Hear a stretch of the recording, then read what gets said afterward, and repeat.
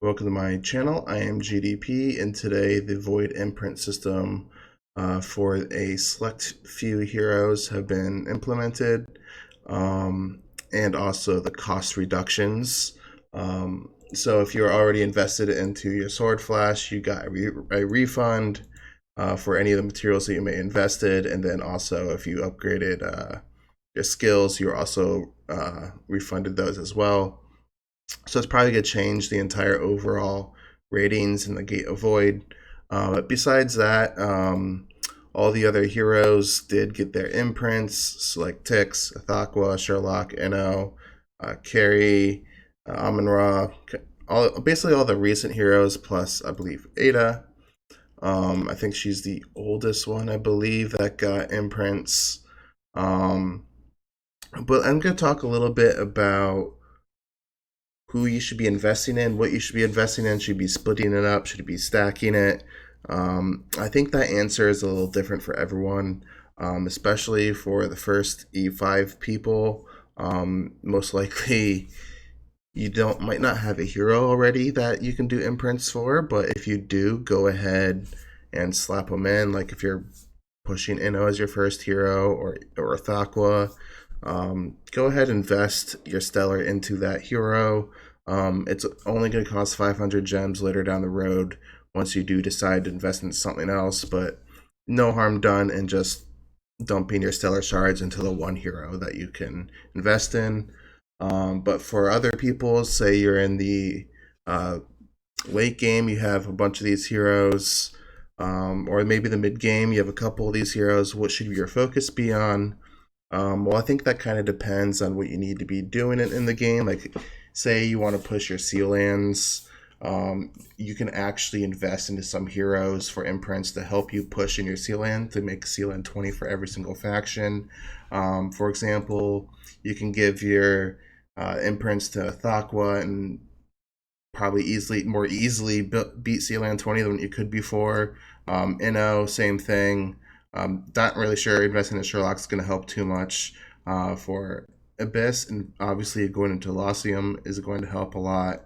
And then for Forest, I would imagine maybe if you have a Flora that might help, but you could go into the Rogan. I don't really know if Forest is really going to help you out too much, but you can go ahead and try it. Um, and then obviously on Dark, you got like Drake and Carry that you could invest in, but Dark's really easy, and Light apparently is really easy now with a single Russell. But yeah, Russell, obviously, if you're investing in him for PvP, you can easily kill Sealand 20. But besides Sealands, you may ask yourself, what should I be investing in? Um, well, if you're going for PvE, I think a Tix is a really good investment, just for Seal Land pushes. Not Seal Land pushes. Aspen Dungeon pushes. Um, he's going to be able to more easily help you clear waves, especially if you only have a glittery Staff of Punisher. Because before, uh, glittery Staff of Punisher had kind of had its nuances. Like sometimes it would kill things that higher ones could, or it can't kill things that other higher ones that could. So this will help you push you over the edge.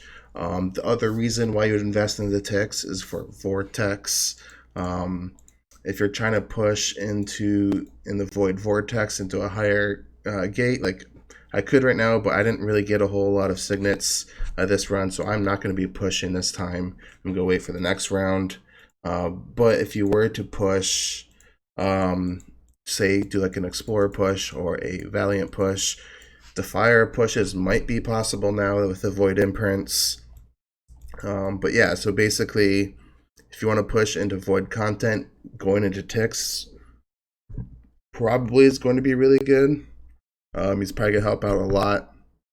And then also for Realms Gate, just having a upgraded Tix in here is going to be really, really, really good. So that will help you push in Realms Gate.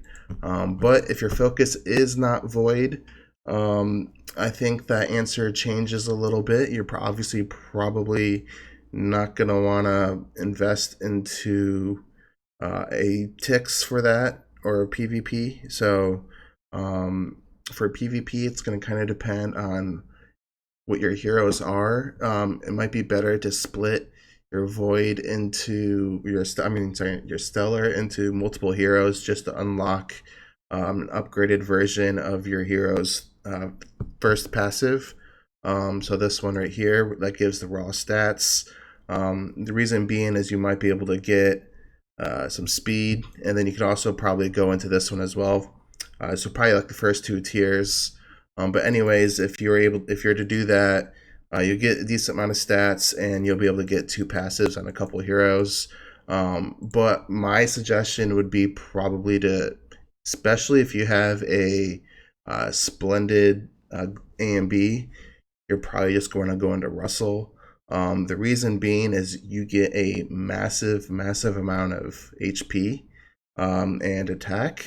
So Russell's attack will be really high. I think you can get well and easily into like maybe like 500,000 attack, maybe 400,000 attack, high 400,000, which would be pretty good on Russell in PvP. I haven't done the exact math on how much he gets, or I've seen a screenshot yet, but he's going to get a decent amount just for a show here. I got two naked ticks here with both HP enables. Both of them are naked. They both got attack stones. This one has the void imprints, and it has 101, sorry, not 101, 10.1 million HP with 164,000 attack, and this one's got 3.2 million HP and 93,000 attack. So obviously the attack isn't a massive amount higher. I mean, it's still okay. Well, 70k is still a lot, but compared to a 7 million jump in HP, that actually does a lot for you in PvP. So a couple of things that's going to happen is now whatever your void hero is invested in is probably going to get swapped from Sherlock. Start off the negatives. So if your highest HP hero, is obviously going to be probably your void imprint hero, because there could be such inflated stats. They're going to get HP swapped from Sherlock a lot more, and also it's going to increase or decrease your chances of getting targeted by SFX. So if you have a Russell invested in, you're going to be dodging those low HP attacks like from Regan or SFX. And that's kind of like what Russell's biggest disadvantage is right now in endgame PvP, is that Rogan's kind of just annihilate him. Same with combo with SFX. So like you'll get hit by SFX, taken down all the way, pop your Unbidden Will probably too, and then like one or two Rogans will just come in and clean you up. So that actually happens a lot against Russell. It's probably primarily the reason why I haven't been using him in my TOC team recently, is because of that reason. Just because he has so low HP when you have him built for A and Bs. But if you invest into the void here into him, you're going to be able to avoid that. You'll probably avoid it even if you're just at like the second passive. So investing into Russell's probably really good. It's going to increase his HP above that threshold, so you're not going to get attacked as much from an enemy SFX or enemy Rogan. So your Russell's going to be healthier. He's going to be able to stay alive and do his things. And then that will probably make him really good. So I think a lot of people are going to invest in the Russell. The other heroes that are probably worth investing is maybe like a Rogan, getting the upgraded last passive here. I don't not necessarily going all the way for the actives could be a good idea, but getting this last passive, if you're able to get bonus speed, that's obviously going to help out a lot. You're going to be faster than other people with the same amount of Rogans. So that's probably a good investment there.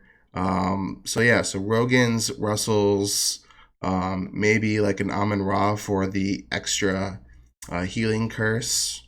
That might be really good. Carries, I mean, you get her extra speed here.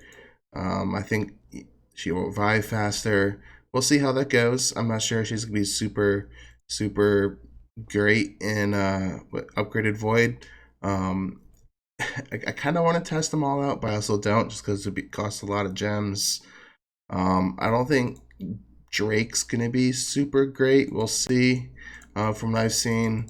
Um, so I would say Russell, Rogan, probably the best two for PvP. Um, Ignis is pretty much useless to avoid imprint. I don't see a reason why you would do that other than more potent heals, which just means she gets killed better by Raw, your team.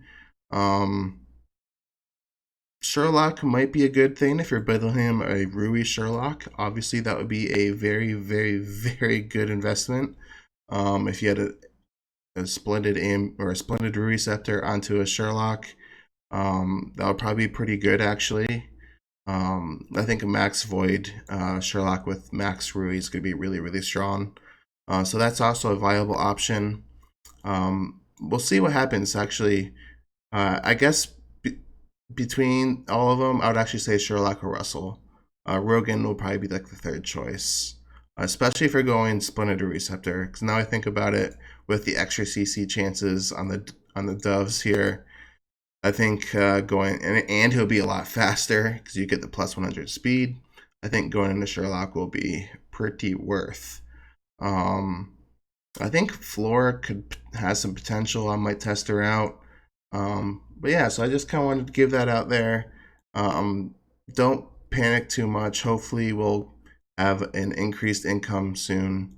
So we'll be able to have a more reasonable amount of time rather than 6 months to upgrade this. I hope it's gets increased in income to about 2 to 3 months for like a person that's in end game that's not buying cores to be able to max a hero.